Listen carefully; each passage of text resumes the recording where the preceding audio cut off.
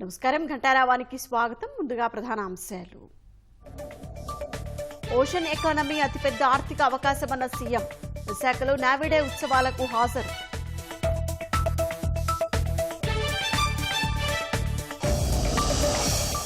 Inter విద్యార్థులకు మధ్యాహ్న భోజనం అమలు. ప్రైవేటుకు దీటుగా ప్రభుత్వ కళాశాలలను తీర్చిదిద్దుతామన్న లోకేష్.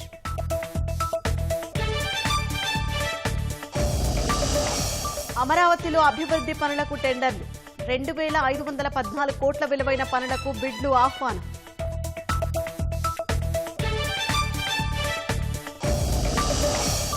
పోలవరం ప్రభావంపై ఐఐటి నిపుణులతో తెలంగాణ అధ్యయనం.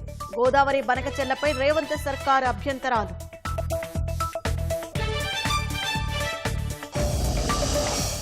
సినిమా పేర్లు, పాలనా వ్యవహారాలు తెలుగులోనే ఉండాలి. ప్రపంచ తెలుగు మహాసభల్లో కిషన్ రెడ్డి పిలుపు.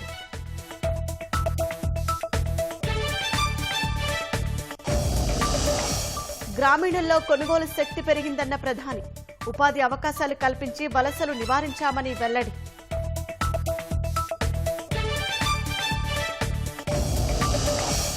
తమిళనాడు విరుద్నగర్ జిల్లాలో విషాదం. బాణసంచా పేలి 6 దుర్మరణం.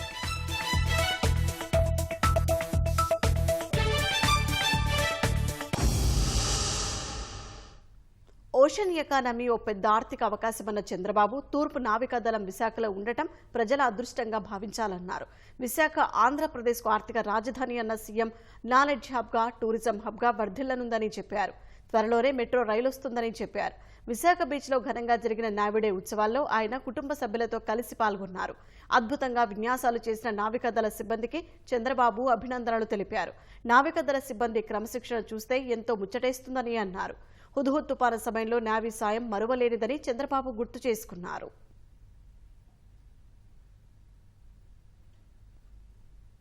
ల్యాండ్ చేయలేని చోట marine కమాండోలని Front are 4 Gemini. They're simulating a combat beach record. C1 and Omkar C1.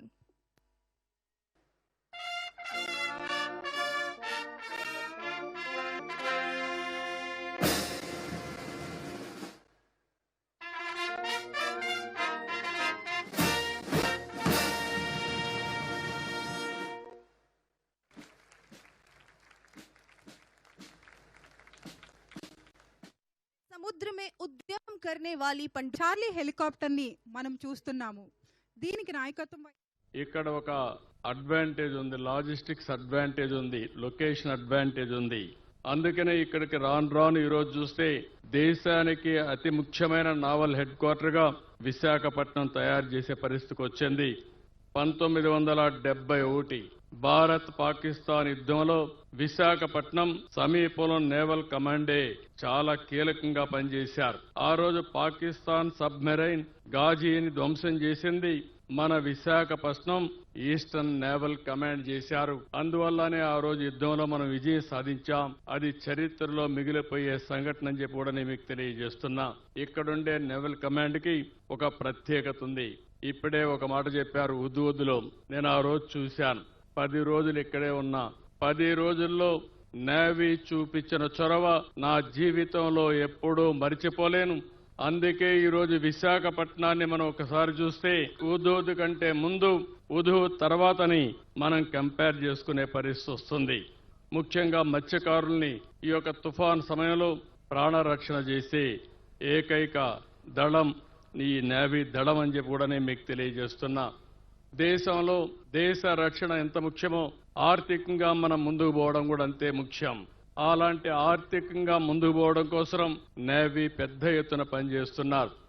ఈరోజు ఈస్టర్న్ కోస్ట్ లో చూస్తే అనేక పోర్ట్లున్నాయి, ఎక్స్పోర్ట్స్ ఉంటాయి, ఎకనామిక్ యాక్టివిటీ ఉంటుంది. దీన్ని పరిరక్షించే బాధ్యత వీళ్ళు తీసుకోవడం చాలా సంతోషం అని చెప్పి కూడా నేను మీకు తెలియజేస్తున్నా.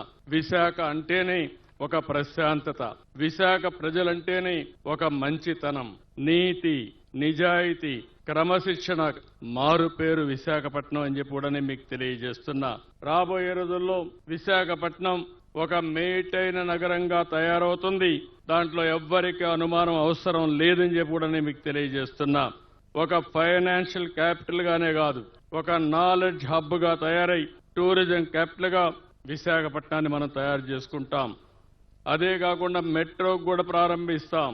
రాష్ట్రాన్ని ఒక మ్యారిటైమ్ గేట్వేగా తయారు చేయడానికి అన్ని అవకాశాలున్నాయి. గూగుల్ అయితే డేటా సెంటర్ పెట్టడానికి ముందుకొచ్చి ఒక MOU చేశాం. ఇప్పుడే TCS ముందుకొచ్చారు. ఇలాంటి ఐటీ కంపెనీస్ పెద్ద ఎత్తున రాబోతున్నాయి. రేపు 8వ తారీఖున ప్రధానమంత్రి గారు వచ్చి రైల్వే జోన్ కు ఫౌండేషన్ ఇస్తున్నారు. అదే మాదిరిగా విశాఖపట్నంలో గ్రీన్ హైడ్రోజన్ కి ఫస్ట్ ప్రాజెక్ట్ ఏదైతే NTPC ఆంధ్రప్రదేశ్ గవర్నమెంట్ ద్వారా జెన్కో ఇద్దరు కలిసి జాయింట్ వెంచర్ కి ఫౌండేషన్ ఇచ్చే పరిస్థితికి వచ్చారు.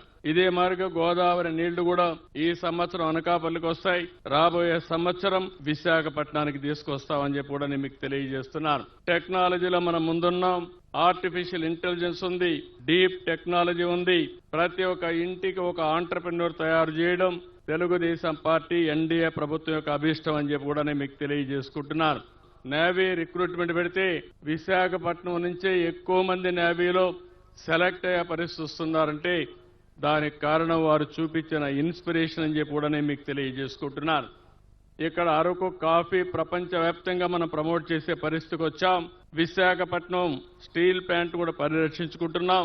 అదే సమయంలో విశాఖపట్నంలో అతి పెద్ద ఆకర్షణగా ఉన్న కురుసర సబ్మెరైన్ మ్యూజియం కూడా మనం ఏర్పాటు చేసుకునింది 2002 ఆగస్టులో ఏర్పాటు చేసుకున్నాం. 2017లో 14 కోట్లు ఖర్చు పెట్టి TU-142 ఎయిర్ క్రాఫ్ట్ మ్యూజియం ఏర్పాటు చేసుకున్నాం. ఆ రోజు ఆలోచించాం INS విరాట్ ని యుద్ధ నౌక కూడా ఇక్కడ తీసుకొచ్చి టూరిజాన్ని ప్రమోట్ చేయాలనుకున్నాం. అది మిస్ అయింది. మళ్లీ అలాంటి అవకాశం వస్తే ఆ అవకాశాన్ని కూడా ఉపయోగించుకుంటామని చెప్పి నేను మీకు తెలియజేసుకుంటున్నాను. ఈ రోజు ఈ యొక్క విశాఖపట్నాన్ని ఒక ఫైనాన్షియల్ హబ్ గా తయారు చేయాలని, ఒక టెక్నాలజీ హబ్ గా, ఫార్మా హబ్ గా, మెడికల్ మ్యానుఫ్యాక్చరింగ్ హబ్ గా తయారు చేయడానికి ఈ ప్రభుత్వం ముందుకు పోతున్నాం. మన నేవీని చూస్తే వేరే వాళ్ళు భయపడే విధంగా మన వాళ్ళు పనిచేయగలుగుతున్నారు. ఆ విధంగా ప్రాణాలు కూడా లెక్క పెట్టుకోకుండా దేశాన్ని కాపాడడానికి పోరాడే నేవీని పేరున ప్రతి ఒక్కరిని అభినందిస్తున్నానని చెప్పి నేను మీకు అందరికీ తెలియజేస్తున్నా. జీవితంలో ఎదురయ్యే పరీక్షలతో పోల్చితే విద్యార్థి దశలో రాసే పరీక్షలు పెద్ద కష్టమేమీ కాదని, గెలుపోటములను సమానంగా స్వీకరించారని విద్యాశాఖ మంత్రి నారా లోకేష్ అన్నారు. కష్టపడి చదివితే జీవితంలో ఎన్నో ఉన్నత శిఖరాలను అధిరోహించవచ్చంటూ విద్యార్థులకు హితబోధ చేశారు. విజయవాడలో ప్రభుత్వ జూనియర్ కళాశాలలో డొక్కా సీతమ్మ మధ్యాహ్న భోజన పథకాన్ని ఆయన ప్రారంభించారు. ప్రైవేటు కళాశాలకు దీటుగా ప్రభుత్వ కళాశాల విద్యార్థులు ర్యాంకులు సాధించాలని కోరారు. రాష్ట్ర వ్యాప్తంగానూ వివిధ చోట్ల మధ్యాహ్న భోజన పథకాన్ని నేతలు ప్రారంభించారు. కళాశాల విద్యార్థులకు నాణ్యమైన పౌష్టికాహారం అందించాలన్న ఉద్దేశంతోనే డొక్కా సీతమ్మ మధ్యాహ్న భోజన పథకాన్ని అమలు చేస్తున్నట్లు విద్యాశాఖ మంత్రి నారా లోకేష్ తెలిపారు. విజయవాడ పాయకాపురం జూనియర్ కళాశాలలో ఆయన పథకాన్ని లాంఛనంగా ప్రారంభించారు. ఎన్నికల్లో హామీ ఇవ్వకపోయినా విద్యార్థుల భవిష్యత్తును దృష్టిలో ఉంచుకొని ఈ పథకాన్ని అమలు చేస్తున్నట్లు ఆయన వివరించారు. రాష్ట్ర వ్యాప్తంగా 475 ప్రభుత్వ జూనియర్ కళాశాలల్లో 1,48,000 మంది ఇంటర్ విద్యార్థులకు మధ్యాహ్న భోజనం అందనుందన్నారు. విద్యార్థులు చదువుపైనే దృష్టి సారించేలా విద్యాలయాల్లో రాజకీయ జోక్యం లేకుండా ప్రత్యేక శ్రద్ధ తీసుకున్నట్లు లోకేష్ తెలిపారు. విద్యార్థులు మత్తు పదార్థాలకు దూరంగా ఉండాలని సూచించారు. విద్యార్థులతో కలిసి ఆయన నేలపైనే కూర్చొని భోజనం చేశారు. రాజకీయాల్ని ప్రభుత్వ విద్యకి దూరం పెట్టాలని నిర్ణయం తీసుకుంటాం. మీరు చూశారు, ఎక్కడ కానీ మా ఫోటోలు లేవు. ఎవరిని చూసి మనం సమాజానికి సేవ చేయాలి, ఎవరిని చూసి మనం మంచి పనులు చేయాలో వాళ్ళ పేర్లు పెట్టాం. ఇంతేకాకుండా KG నుంచి PG మొత్తం కరికులం రీవ్యాంప్ చేయాలని నేను ఒక కార్యక్రమం ప్రారంభించాం. దాంట్లో ప్రధానంగా మహిళల్ని గౌరవించాలనేది నరనరాలు ఎక్కించాల్సిన అవసరం ఉంది. డ్రగ్స్ పైన యుద్ధం చేయాలనేది మీ ప్రభుత్వం యుద్ధం చేస్తుంది. కానీ కేవలం వేదికమైన అధికారులు ప్రజాప్రతినిధులతోనే అవుతుంది. మీరందరూ దాంట్లో భాగస్వామ్యం అవ్వాలి. మీకు తెలిసిన వాళ్ళు ఎవరైనా వాడుతుంటే చెప్పాలి, మాట్లాడాలి, కౌన్సిలింగ్ చేయాలి. లేదంటే మాకు ఫోన్ చేస్తే వాళ్ళు వచ్చి పట్టుకెళ్ళి మేము చేసేది కాదు, కౌన్సిలింగ్ చేస్తాం. ఆ సైకిల్ నుంచి బయటికి తీసుకొచ్చే బాధ్యత కూడా మన ప్రభుత్వం తీసుకుంది. సిగరెట్ వల్ల కనీసం మనం ఇబ్బంది ఎదుర్కొంటాం, కానీ గంజాయి వల్ల కుటుంబాలే నాశనం అవుతాయి. మీకు మార్కులు తక్కువ వస్తే నాకు కూడా మార్కులు కట్ చేస్తారు గౌరవ ముఖ్యమంత్రి గారు. సీరియస్ గా తీసుకోండి, బాగా చదవండి, మిమ్మల్ని ప్రోత్సహించడానికి మేము ఉన్నాం. ప్రైవేటు కళాశాలలకు ధీటుగా ప్రభుత్వ కళాశాలల్ని తీర్చిదిద్దుతామని లోకేష్ హామీ ఇచ్చారు. వచ్చే విద్యా సంవత్సరం ఆరంభం నాటికి తల్లికి వందనం నగదు అందజేస్తామని తెలిపారు. జగన్ రోడ్డెక్కుతానని ప్రకటనలు చేస్తున్నారన్న లోకేష్ తాము గుంతలు పూడ్చి రోడ్లన్నీ బాగు చేస్తున్నామని, వాటిని చూసేందుకే ఆయన రావచ్చంటూ ఎద్దేవా చేశారు. నేను ఒకటే చెప్పదలుచుకున్నా, ప్రైవేట్ రంగంతో ధీటుగా ప్రభుత్వ పాఠశాలని జూనియర్ కళాశాలను తీర్చిదిద్దే బాధ్యత మాది. జనరల్ గా ఏప్రిల్ మాసంలో యాడ్స్ పెద్ద ఎత్తున వస్తాయి. ఎవరికి first rank, second rank, third ranks వచ్చాయని వస్తాయి. అట్లా వచ్చే, ఎందుకంటే ఇప్పుడు సమయం మాకు తక్కువ ఉంది, ఆటోమేటిక్ గా రిజల్ట్స్ ఇంప్రూవ్ అవుతాయని నేను భావిస్తాను. అంతేకాకుండా వచ్చే సంవత్సరం నుంచి వాళ్ళతో ధీటుగా పనిచేసి ప్రభుత్వ జూనియర్ కళాశాలని బలోపేతం చేసే బాధ్యత మన ప్రభుత్వం తీసుకుంది. అదే వచ్చే సంవత్సరం నుంచి పాఠశాలలు ప్రారంభించే ముందు తల్లికి వందనం అనే కార్యక్రమం అమలు చేస్తాం. ఆయన ఇప్పుడు వస్తే మంచిదేలేండి, ఎందుకంటే రోడ్లన్నీ కూడా నీట్గా వేసాము. ఆయన హెలికాప్టర్లో కాకుండా రోడ్డు మార్గంలో ఎక్కడికైనా వెళ్ళొచ్చు. ఇప్పుడు రోడ్లు చాలా ఇంప్రూవ్ అయినాయి, ఇంకా చేయాల్సి ఉంది.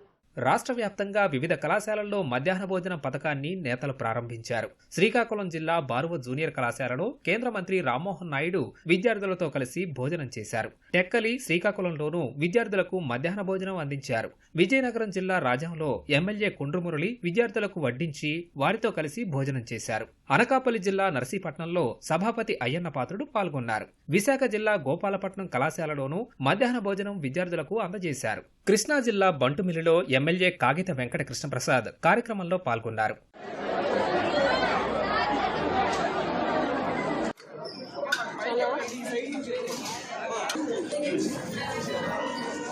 రాయలసీమ జిల్లాలో మధ్యాహ్న భోజన పథకాన్ని నేతలు ప్రారంభించారు. పెనుగొండలో విద్యార్థులతో కలిసి మంత్రి సవిత, ఎంపీ పార్థసారథి భోజనం చేశారు.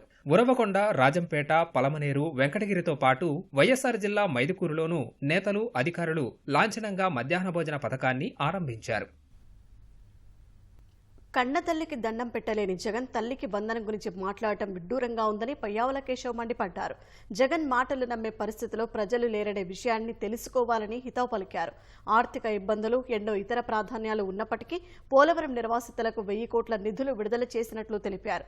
బనకచెర్లకు నీరు వచ్చిందంటే రాయలసీమలోని ప్రతి ఎకరానికి నీరు అందుతుందన్నారు. బనకచెర్ల అనేటువంటిది రాయలసీమ ఇరిగేషన్కి గుండెకాయ లాంటిది. ఆ బనకచెర్లకి పట్టేసి మన పోలవరం నీటిని తీసుకెళ్లేదానికి కోసం నదుల అనుసంధానం ప్రాజెక్టు కూడా ముఖ్యమంత్రి గారు చేస్తా ఉన్నారు. అందుకే పోలవరం మీద అత్యంత ప్రాధాన్యతనిచ్చి, ప్రయారిటీనిచ్చి కంప్లీట్ చేయడం జరుగుతూ ఉంది. జగన్మోహన్ రెడ్డి గారు మాట్లాడుతూ మేమేదో ప్రాధాన్యతలు మర్చిపోయాం, మారిపోయారు అధికారంలోకి వచ్చిన తర్వాత, మరింత బాధ్యతగా పనిచేస్తున్నామనేటువంటి చెప్పదలుచుకున్నాం. ఒకవైపు సంక్షేమాన్ని టేకప్ చేస్తూ మరోవైపు అభివృద్ధిని కూడా పరుగులు పెట్టించే దిశగా ఉన్నాం. మీరేం చేశారు? 5 ఏళ్లలో పోలవరం ₹1 విడుదల చేశారా? 5% అయినా మీరు పోలవరంలో పనిచేశారా? మేము వచ్చినటువంటి 5 నెలల్లోనే పోలవరాన్ని ఏ దశకు తీసుకెళ్లాం? పరుగులు పెట్టించేటువంటి ప్రయత్నం చేస్తాం. మీ ఏడుపులు, పెడబొబ్బులు మేము అర్థం చేసుకోగలం. ప్రజలకు మంచి జరిగేటప్పుడు మౌనంగా ఉండండి. పోలవరం చేయడం తప్పంటారా? సొంత తల్లికి వందనం పెట్టలేని మీరు తల్లికి వందనం పథకం గురించి మాట్లాడితే ఎట్లా జగన్మోహన్ రెడ్డి గారు? ఇంత ఆర్థిక విధ్వంసం చేసిన తర్వాత కూడా మీరేదో ప్రజల కోసం ఛాంపియన్ లాగా మాట్లాడితే ప్రజలు హర్షించరు. ఎప్పుడైతే రైతులకి పేమెంట్లు నెల రోజులు ఇవ్వడం మానేశారో, రైతులు మీకు కొనుగోలు కేంద్రాల దగ్గర రైతులు ఉండడమే మానేశారు. మీరు 5 సంవత్సరాల్లో చేసినటువంటి పేమెంట్ని మేము ఈ 2 నెలల్లో చేశాం. మీరిచ్చేటువంటి డబ్బులతోటే జీవితాలు మారవు. మనం వాళ్ళ జీవితాల్లో వెలుగులు నింపాలి అనంటే, వాళ్ళ భూములకు నీళ్లు ఇవ్వాలి అనేటువంటిది నమ్మాం కాబట్టి ఆ దిశగా మేము ప్రాజెక్టులు తీసుకెళ్తా ఉన్నాం. అమరావతిని ఇవాళ గాడిన పెట్టేటువంటి ప్రయత్నం చేస్తున్నాం. పోలవరాన్ని గాడిన పెట్టేటువంటి ప్రయత్నం చేస్తున్నాం. మా రాయలసీమ ప్రాజెక్టులకి గాడిన పెట్టేటువంటి ప్రయత్నం చేస్తున్నాం.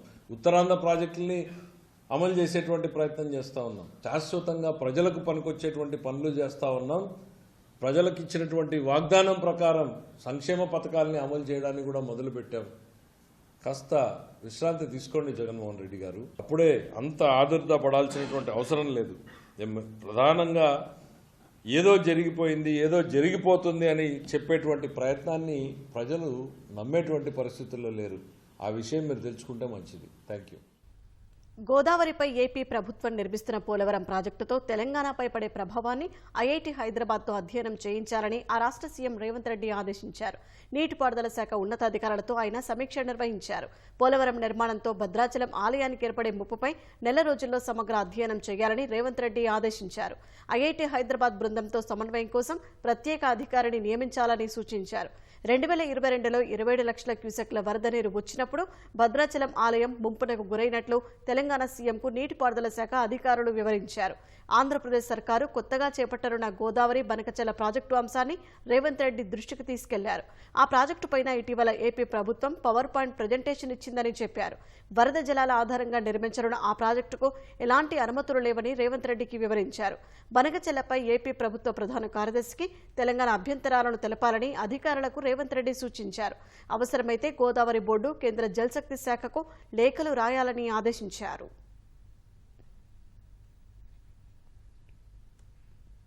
మాతృభాషా పరిరక్షణకు ప్రతి ఒక్కరూ కృషి చేయాలని కేంద్ర మంత్రి కిషన్ రెడ్డి పిలుపునిచ్చారు. తెలియకుండానే తెలుగు భాష కనుమరుగయ్యే పరిస్థితి వచ్చిందన్నారు. ప్రపంచ తెలుగు సమాఖ్య మహాసభలకు హాజరైన కేంద్ర మంత్రిని సమాఖ్య నిర్వాహకులు సన్మానించారు. ప్రాథమిక స్థాయి వరకు మాతృభాషలోనే విద్యాబోధన ఉండాలని కిషన్ రెడ్డి అభిప్రాయపడ్డారు. సినిమా పేర్లు, కోర్టుల వాదనలు, తీర్పులు, పాలన, అధికార వ్యవహారాలు తెలుగులో జరగాలన్నారు. తెలంగాణ, ఏపీ రాష్ట్రాల్లోని అన్ని పాఠశాలల ఉపాధ్యాయులు తెలుగు బోధన మీద దృష్టి పెట్టాలని కేంద్ర మంత్రి సూచించారు. మన తెలుగు భాషలో అనేక యాసలు, అనేక మాండలికాలు అద్భుతంగా అందంగా కనిపించేటువంటి భాష మన తెలుగు భాష. అటువంటి భాషను మనమందరం రక్షించుకోవాలి. తల్లి పాలతో తేంచినది తెలుగు భాష, సర్వభావాలను రుచులు నేర్పినది అమృతాంగి మన తెలుగు భాష. ఎంత చక్కటి నాదం నా తెలుగు భాష. మాటల మందారాలు, పదాలు, సుందర శిల్పాలు. నా తల్లి నా కందం, నా భాష నాకు ఆనందం. నా భాష రవలి, నా భాష జీవన హేళ. అందమైన తెలుగు భాష, తెలుగు భాషకు నా వందనాలు. జై హింద్, భారత్ మాతాకి జై. కృష్ణా జిల్లాలో మల్లవల్లి పారిశ్రామిక వాడలో మౌలిక సదుపాయాల కల్పనపై ప్రభుత్వం దృష్టి సారించింది. అదే సమయంలో భూములు ఇచ్చిన రైతులు పరిహారం కోసం ఆందోళన చేస్తున్నారు. ఈ పరిస్థితిలో శాంతి భద్రతల సమస్య తలెత్తకుండా ప్రభుత్వం చర్యలు చేపట్టింది. పోలీసు పహారా మధ్య 765 మంది ప్రభుత్వ సిబ్బందితో పనులు కొనసాగుతున్నాయి. కృష్ణా జిల్లా బాపులపాడు మండలం మల్లవల్లిలో గత తెలుగుదేశం ప్రభుత్వం పారిశ్రామిక వాడ నిర్మాణం చేపట్టింది. 1467 ఎకరాల భూమిని ఏపీఐఐసి అధికారులు సేకరించారు. భూమి విలువ తక్కువతో పాటు మౌలిక సదుపాయాలు కల్పిస్తున్నందున పరిశ్రమల స్థాపనకు అనేక ప్రముఖ సంస్థలు ఆసక్తి చూపాయి. మొత్తం 490 మంది రైతులు 716 ఎకరాలు సాగు చేస్తున్నట్లు గుర్తించి ఎకరాకు 7.5 లక్షల చొప్పున 53.73 కోట్ల పరిహారం చెల్లించేందుకు నాటి టీడీపీ ప్రభుత్వం నిర్ణయించింది. దీనిపై ఫిర్యాదులు రావడంతో 615 ఎకరాలకు గాను 443 మంది రైతులకు 46.17 కోట్లను అధికారులు అప్పుడే చెల్లించారు.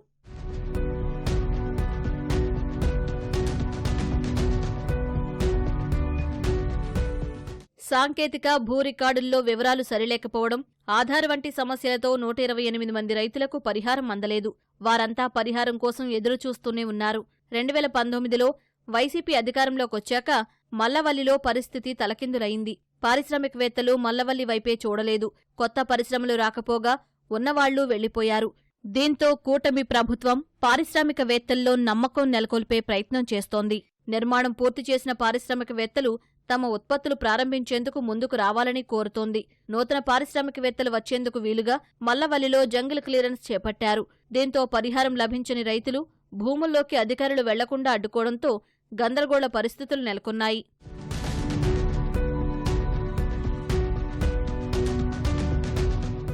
సుమారు 17 మందికి పైగా రైతులను పోలీసులు గృహ నిర్బంధంలో ఉంచారు. మల్లవల్లి ప్రాంతాన్ని పోలీసులు తమ ఆధీనంలోకి తీసుకుని 144 సెక్షన్ విధించారు. పారిశ్రామికవాడకు వెళ్లే ప్రధాన రహదారితో పాటు మల్లవల్లి, గొల్లపల్లి గ్రామాలకు వెళ్లే రహదారులను బారికేడ్లతో దిగ్బంధించారు. రెవెన్యూ, పోలీసు అధికారులను తప్ప ఇతరులను అనుమతించడం లేదు. దీంతో పరిశ్రమలకు వెళ్లే కార్మికులు ఇబ్బందులు పడుతున్నారు. భూ వివాదానికి కారణం రెవెన్యూ అధికారులేనని రైతులు అంటున్నారు. అభివృద్ధికి అడ్డుపడబోమని, పరిహారం అందజేస్తే చాలని చెబుతున్నారు. న్యాయం చేయాలని గతంలోనే ఉప ముఖ్యమంత్రి పవన్ కళ్యాణ్కు, మంత్రి లోకేష్కు విన్నవించామన్నారు. అధికారంలోకి రాగానే నష్టపోయిన వారికి న్యాయం చేస్తామని వారు హామీ ఇచ్చిన విషయాన్ని రైతులు గుర్తు చేస్తున్నారు. 2014లో బాధ్యతలు చేపట్టిన దగ్గర నుంచి గ్రామీణ ప్రాంతాల అభివృద్ధి కోసమే పనిచేస్తున్నారని ప్రధాని నరేంద్ర మోదీ తెలిపారు. గ్రామీణులకు ఉపాధి అవకాశాలు కల్పించి వలసలను నివారించడమే తమ ప్రభుత్వ లక్ష్యమని చెప్పారు. ఇందుకోసం గ్రామీణ ప్రాంతాల్లో అనేక అభివృద్ధి కార్యక్రమాలు చేపడుతున్నట్టు వెల్లడించారు. ఢిల్లీలోని భారత మండపంలో గ్రామీణ భారత మహోత్సవ్ను ప్రారంభించిన ప్రధాని మోదీ గ్రామీణులను దృష్టిలో ఉంచుకునే ఆర్థిక విధానాలను రూపొందిస్తున్నట్లు చెప్పారు. ఫసల్ బీమా యోజనను పొడిగింపు అందులో భాగమేనని తెలిపారు. రైతులతో పాటు వివిధ వృత్తుల కళాకారులు గ్రామీణ ఆర్థికంలో కీలకమని పేర్కొన్న ప్రధాని వారి కోసం విశ్వకర్మ యోజన పథకాన్ని తీసుకొచ్చినట్లు వివరించారు.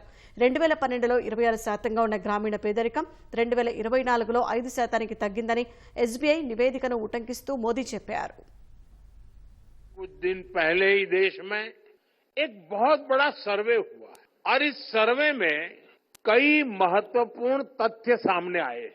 साल 2011 की ग्रामीण भारत में कंजम्पशन पहले से लगभग 3 गुना बढ़ गई है कि गांव के लोगों को अपनी कमाई का 50% से ज्यादा हिस्सा खाने पीने पर खर्च करना पड़ता था. लेकिन आजादी के बाद पहली बार ऐसा हुआ है कि ग्रामीण इलाकों में भी खाने पीने का खर्च 50% से कम हुआ है और जीवन की चीजें खरीदने की तरफ खर्चा बढ़ा है. తమిళనాడులో మరోసారి బాణసంచా కర్మాగారంలో పేలుడు ఘటన చోటు చేసుకుంది. విరుద్ నగర్లోని సాయినాథ్ బాణసంచా తయారీ కేంద్రంలో జరిగిన పేలుడులో 6 కార్మికులు మృతి చెందారు. పేలుడు ధాటికి కర్మాగార భవనంలోని కొన్ని గదులు పూర్తిగా ధ్వంసమయ్యాయి. చుట్టుపక్కల 1.5 కిలోమీటర్ల దూరం వరకు పేలుడు శబ్దాలు వినిపించాయి. స్థానికుల సమాచారంతో వెంటనే అక్కడకు చేరుకున్న పోలీసులు శిథిలాల కింద ముక్కలైన మృతదేహాలను స్వాధీనం చేసుకుని పోస్టుమార్టానికి తరలించారు. రసాయనాలను కలిపే ప్రక్రియలో పేలుడు సంభవించి ఉంటుందని భావిస్తున్నారు.